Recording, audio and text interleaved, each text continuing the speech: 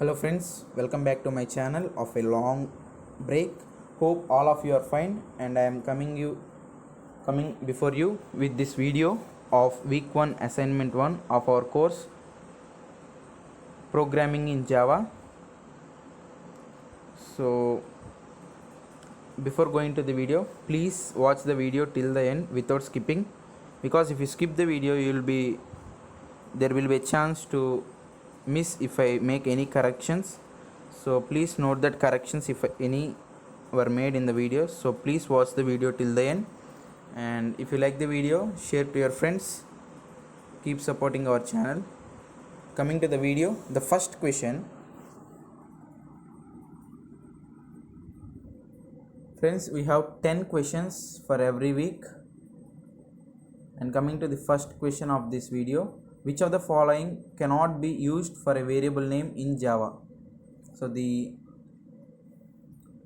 calloc can be used for variable name, and malloc also can be used for variable name. So and identifier also. So all these three are wrong answers regarding this question. So case cannot be used as a variable name in Java. So mark option B as correct answer for first question. And coming to mark option B, and coming to second question, which of the following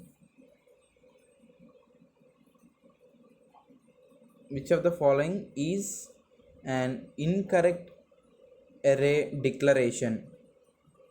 So the answer for second question, all these actually are representations they are given. So answer is option C, because we cannot have this type of declaration. The right side part is correct, but int to square brackets and b, this is incorrect representation. We have two square brackets. We should have the representation like in option D, two sets of arrays, but this part is completely wrong. So they are asking about the same incorrect array declaration. So option C is correct. So mark option C as correct answer for second question. Coming to third question.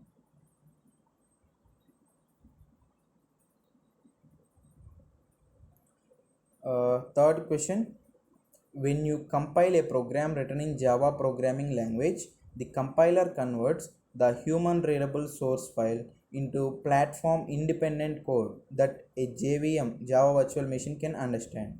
What is this platform independent code called? So the platform independent code is bytecode. So mark option B as correct answer for third question. Actually, we write the code in human readable language, and the compiler, by the use of compiler, we will convert it into bytecode. So this bytecode, by using the interpreter, we will change that into machine understandable language. So we use compiler to get bytecode. The bytecode is the result of compilation. So mark option B, bytecode, as correct answer for third question.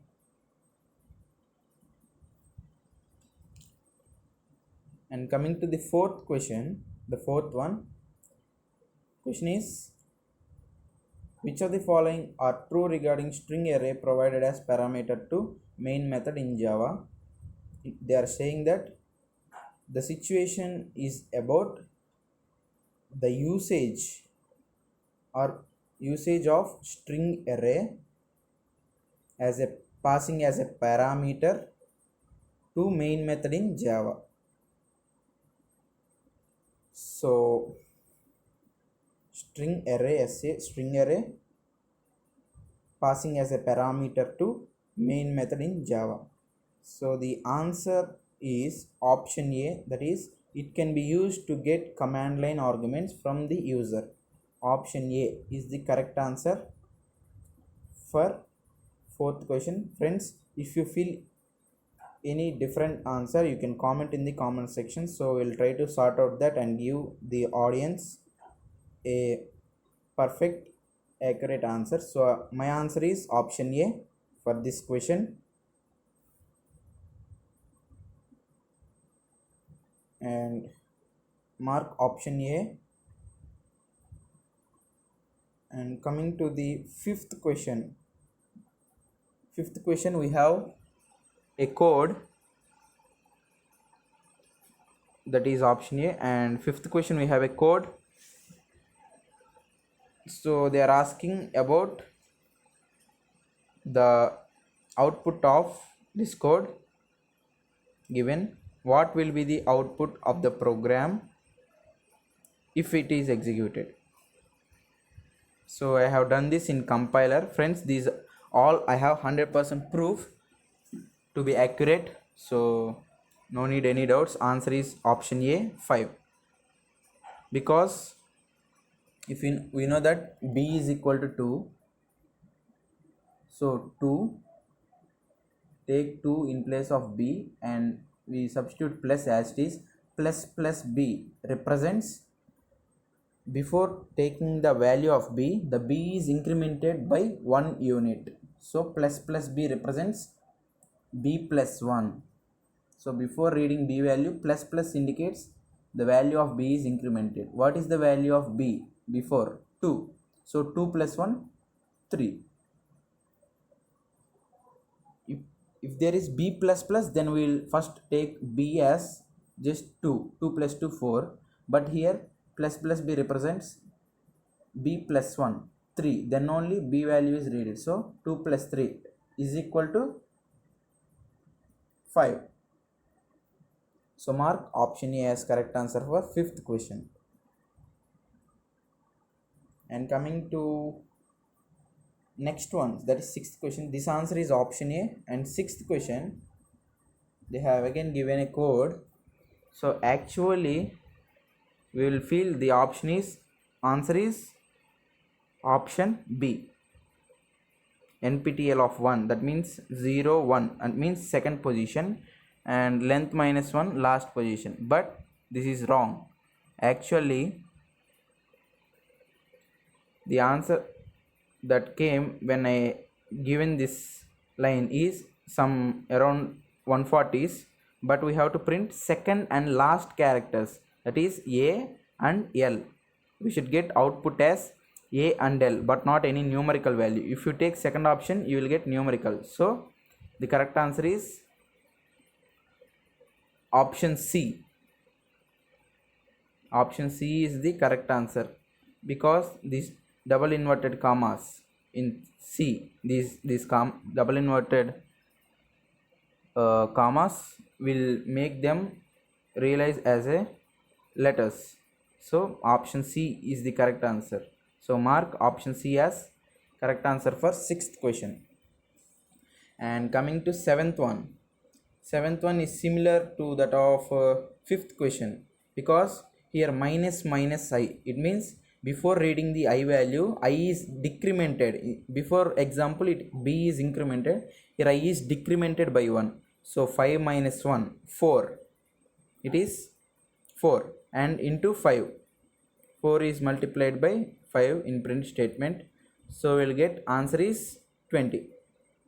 This is simple, na? So initial exercises will be like this. So mark option A as correct answer for seventh question. And coming to eighth question. Which of the following is used to find and fix bugs in Java programs? It is JDB.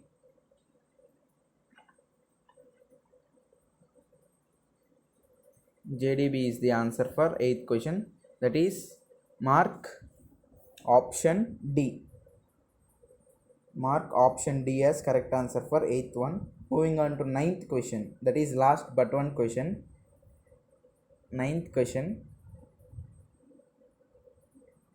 that is Which of the following is or are non-primitive data types in Java? Non-primitive data types. Here we have multiple options because we have options in check boxes. It means one or more than one can be the answer. Unlike before questions, we have two options here. One is option B, that is string. String is non-primitive data type. And option C also is the correct answer, that is array. So both mark option B and option C.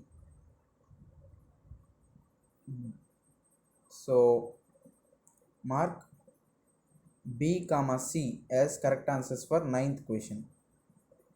Moving on to final question of this week, that is 10th question. Which of the following features are common in both Java and C++? Java and C++, we know both are object oriented programming languages. Here we use the terms class, the class declaration and objects. So the answers for 10th question,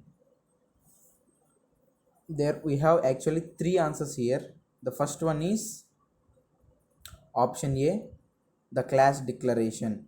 Option A. And option B, the access modifiers, that is private, protected, public, like that. And class is common in object oriented concept languages. So A, B, and also along with option C, the encapsulation of data and methods. Here data is protected by encapsulation, hiding the details. Multiple inheritance is not possible, we know that. So there are three answers. The first one is option A, second one option B, third one option C. So mark A, B and C along with C as correct answers. So friends, this is the video regarding the solutions. Hope you like the video. I am going to submit these answers. So if you like the video, please share this video and also subscribe our channel. Keep supporting us like this.